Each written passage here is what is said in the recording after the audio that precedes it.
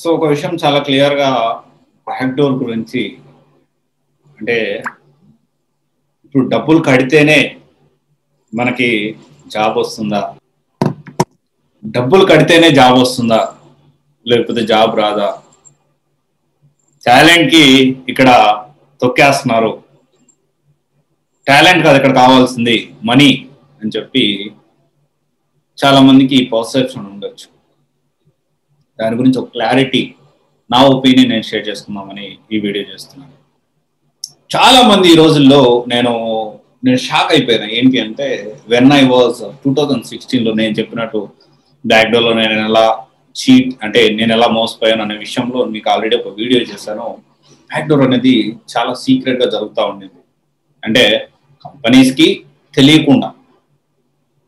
దీన్ని ఏం చేశారంటే కొన్ని కంపెనీస్, టాప్ కంపెనీస్, HCL కానీ, సో ఇన్ఫ్యాక్ట్ మనం కూడా స్టార్ట్ చేసినాం. ఏంటి అంటే, వై కాంట్ వీ ట్రైన్, అంటే hire and train and process, అంటే మనం చేసే ప్రాసెస్ హైర్ అండ్ ట్రైన్ అనేది అఫీషియల్గా ఎందుకు ఒక ఫ్రెష్ స్టూడెంట్కి ఈ ప్రాసెస్లో పెట్టచ్చు, ఈ ప్రాసెస్లో వాళ్ళకి ట్రైనింగ్ ఇచ్చి మన కంపెనీలో జాబ్ ఎందుకు ఇవ్వద్దు, ఈ బ్యాక్డోర్ జరిగే మోసాలను కొంతవరకు మనం అరికట్టచ్చు కదా అని చెప్పి HCL కానీ ఎక్సెంచర్ కానీ ఇలా స్టార్ట్ చేశాయి.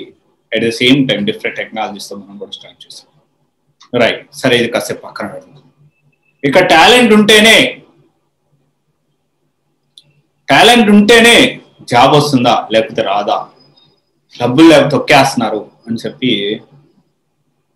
నేను ఒక వీడియో చూశాను. సో లేకపోతే దీని గురించి స్టూడెంట్స్ కూడా కొంతమంది కమెంట్ చేస్తూ ఉన్నారు. ఒక క్లారిటీ మీకు అర్థం కావట్లేదు. కంపెనీ పెట్టేది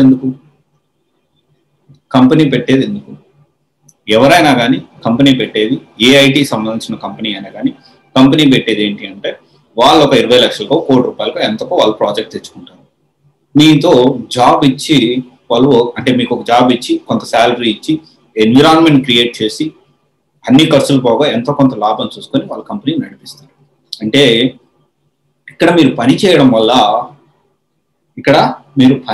వల్ల ఆ కంపెనీకి లాభం వస్తుంది.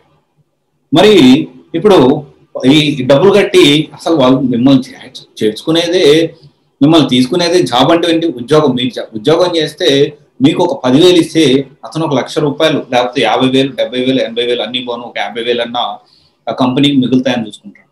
అప్పుడు మీరు ఖచ్చితంగా మీ టాలెంటెడ్ పీపుల్ని తీసుకుంటారా లేకపోతే ఇలా డబ్బులు కట్టి చేరామని తీసుకుంటారా? బేసిక్గా ఆలోచిద్దాం. ఈ కాసేపు పక్కన పెడదాం. ఈ ఎక్సెంచర్, ఈ హైర్ అండ్ ట్రైన్ ప్రాసెస్ ఇవన్నీ పక్కన పెడదాం. ఒక బేసిక్గా ఆలోచిద్దాం. మనం బేసిక్ కామన్ సెన్స్ అప్లై చేద్దాం. నేను ఇక్కడ ఎవరిని క్రిటిసైజ్ చేయట్లేదు, ఎవరిని డిమోటివేట్ చేయట్లేదు, రియాలిటీ నేను మాట్లాడుకుంటున్నాను. మీరు ఒకసారి ఆలోచించమంటున్న విషయాన్ని. ఎవరైనా కంపెనీ పెట్టారంటే ఏం ఆలోచిస్తారు చెప్పండి?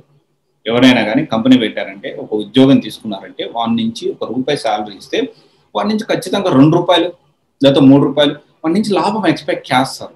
వాడి మీద ఇన్వెస్ట్ చేస్తున్నారు కాబట్టి మనీ అనేది. మరి ఇక్కడ టాలెంట్ ఉన్న వాళ్ళని తీసుకుంటే మనకి ఎక్కువగా పని అవుతుంది, ఎక్కువగా లాభాలు వస్తాయి కదా కంపెనీకి. రైట్, ఇట్లా డిమోటివేషన్ విధంగా ఆలోచించద్దు అని నేను చెప్తాను. రైట్, ఇప్పుడు చాలా పబ్లిక్ అయిపోయింది. అరే నేను షాక్ అయినాను. చాలా వెబ్ పోర్టల్స్లో, జాబ్ పోర్టల్స్లో డైరెక్ట్ బ్యాక్ డోర్ని కొడితే వస్తా ఉంది. నేను షాక్ అయినా, అదే ఇంత పబ్లిక్గా జరుగుతుందా అని చెప్పి. ఇక్కడ చాలా క్రిస్టల్ క్లియర్ ఏంటి అంటే, ఇక్కడ ఇంకొక విషయం కూడా, ఒకవేళ బ్యాక్ డోర్ వెళ్ళాలి జెన్యూనే అనుకుంటే మీరు ఆలోచించాల్సిన విషయం ఏంటంటే, జాబ్ తెచ్చుకోవడం పెద్ద విషయం కాకపోవచ్చు, కానీ దాన్ని నిలబెట్టుకోవడం మాత్రం పెద్ద విషయం. Respect of any job. మీరు ఒకవేళ డైరెక్ట్గా మంచిగా టాలెంట్ ఉండి పర్ఫార్మెన్స్ చూపించి ఇంటర్వ్యూ క్రాక్ చేసినా కానీ మీకు జాబ్ నిలబడాలి అంటే మీ దగ్గర సబ్జెక్ట్ ఉండాలి. మీరు బ్యాక్ డోర్ వెళ్ళారా, ఫ్రంట్ డోర్ వెళ్ళారా, లేకపోతే మధ్యలో డోర్ నుంచి వెళ్ళారా, ఇట్ డజంట్ మ్యాటర్. ఎందుకంటే కంపెనీ మీ నుంచి ఎక్స్పెక్ట్ చేస్తుంది పని, కానీ మీకు డబ్బులు, అంటే ఇప్పుడు మీకు ఉద్యోగం వచ్చేది ఎందుకు? డబ్బులు సంపాదించడానికి. కంపెనీ ఏమి ఎక్స్పెక్ట్ చేస్తుంది?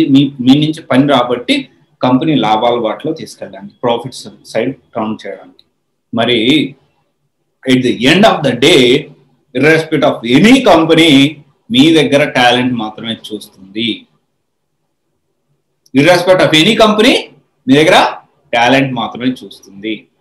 అట్ ది ఎండ్ టాలెంట్ తొక్కేస్తున్నారు, అట్లేం ఉండదండి. ఎనీ కంపెనీ, ఇప్పుడు మన కంపెనీ లేకపోతే మన షాపే లేకపోతే మనకి ఏదైనా చిన్న బిజినెస్ ఉంటే బాగా పని వచ్చినోడి మీద మనం ఎక్కువ శ్రద్ధ చూపిస్తాం, కానీ పని రానో టాలెంట్ వాడి మీద ఎక్కువ చూపించాక ఏదో ఎందుకు మనోడు. సరే, ఇంకా మాట్లాడుకుంటే మన రిలేషన్ అనుకుందాం. మన రిలేషన్ ఉన్నాడు, ఒక ఊర కూర్చోబెట్టి నేను శాలరీ ఇవ్వగలుగుతానా? నువ్వు ఇవ్వగలుగుతావు? ఒకవేళ ఇప్పుడు ఏదైతే వీడియో చూస్తున్నారో మీరు, ఒక కంపెనీ ఉంది, లేకపోతే మీకు ఒక చిన్న షాప్ ఉంది, లేకపోతే ఏదో ఒకటి చిన్న సంబంధించిన బిజినెస్ ఉంది, మీ ఓడు లేకపోతే మీ రిలేషన్ అని చెప్పి ఊర కూర్చోబెట్టి నువ్వు శాలరీ ఇస్తావా? ఎవరు ఇయ్యరు, నేను కూడా ఇయ్యను. సో కంపెనీ కూడా అంతే కదా. మరి చిన్న చిన్న బిజినెస్లు చిన్న చిన్న కంపెనీస్ మనం ఎంత ఆలోచిస్తున్నప్పుడు అంత పెద్ద కంపెనీ వర్క్ రాకుండా ఊర కూర్చోబెట్టి శాలరీ ఇస్తారా? ఇక్కడ టాలెంట్ దొరకట్లేదండి. టాలెంట్ ఉన్నాడు ఎప్పటికైనా పైకి వస్తారు. ఓకే, ఈ నెగిటివ్ పీపుల్కి ఈ నెగిటివ్ మైండ్ అనేది వదిలేసేయండి. బ్యాక్ డోర్ అంటారా, అది మీ ఇష్టం. కానీ ఒకటి గుర్తుపెట్టుకోండి, బ్యాక్ డోర్లో జాబ్ తెచ్చుకోవడం పెద్ద విషయం కాదు, కానీ జాబ్ తెచ్చుకున్న తర్వాత జాబ్ నిలబెట్టుకోవడం మాత్రం చాలా పెద్ద విషయం. అది ఓన్లీ కంటెంట్ సబ్జెక్ట్ ఉన్నవాడికి అప్పుడైనా కానీ జాబ్. ఇప్పుడు ఏంటి అంటే కోర్స్ తీసుకొని ముందే మొత్తం ప్రిపేర్ కావడం మీద కొంచెం కష్టం తగ్గుతుంది జాబ్ నిలబెట్టుకోవడం కోసం.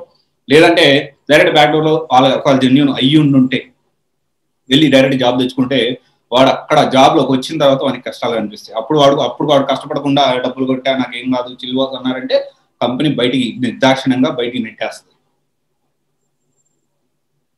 సో ఆలోచించండి, ఇది ఏమే గవర్నమెంట్ జాబ్ కాదు. బ్యాక్ డోర్లో డబ్బులు కట్టేసేసి ఒకసారి జాబ్ వచ్చిన తర్వాత నాకు సెక్యూర్డ్, నేను హ్యాపీ బిందాస్ అనుకోవడానికి. ఇది private jobs. At the end, irrespective of any company, irrespective of any person, ఖచ్చితంగా మీ దగ్గర పని ఉంటేనే, మీ దగ్గర కంటెంట్ ఉంటేనే, ఆటోళ్ళకి ఇట్లోకి పనికి రావు. మీ దగ్గర కంటెంట్ ఉంటేనే మీరు జాబ్లో నిలబడతారు. చాలా క్రిస్టల్ క్లియర్గా ఈ విషయం మైండ్లో పెట్టుకోండి మీరు. ఓకే, సో ఈ నెగిటివిటీకి దూరంగా ఉండండి. మీరు ఒకవేళ జెన్యున్గా బ్యాక్ డోర్ జాబ్ తెచ్చుకోవాలన్నా కానీ తెచ్చుకోండి, అది మీ ఇష్టం, ఎవరు వద్దనడానికి లేదు. కానీ జెన్యున్గా చూసుకోండి. At the same time company ఎంత ఇయర్స్ ఓల్డ్ మొత్తం చెక్ చేసుకోండి. At the same time job వచ్చిన తర్వాత ఆ జాబ్ నిలబెట్టుకోవడానికి మీరు ఫేస్ చేయాల్సిన కాన్సిక్వెన్సెస్ అన్నిటినీ, అంటే వచ్చే అన్ని కాన్సిక్వెన్సెస్కి మీరు రెడీ ఉన్నారా లేదా అనేది కూడా ఆలోచించండి. ఓకే, జాబ్ తెచ్చుకోవడం ఈజీయే, దాన్ని నిలబెట్టుకోవడం కూడా చాలా కష్టం. ఓకే, మీ దగ్గర కంటెంట్ ఉందో లేదో తెలుసుకోవడం పెద్ద విషయం కాదు. ఓకే, ఒకసారి ఆలోచించండి. నేను ఏదైతే చెప్పానో వాళ్ళు మీకు నచ్చితే మీరు దాని ప్రకారం డెసిషన్ తీసుకోండి, అదర్వైజ్ మీ ఇష్టం. Thank you. This is Vanya signing of.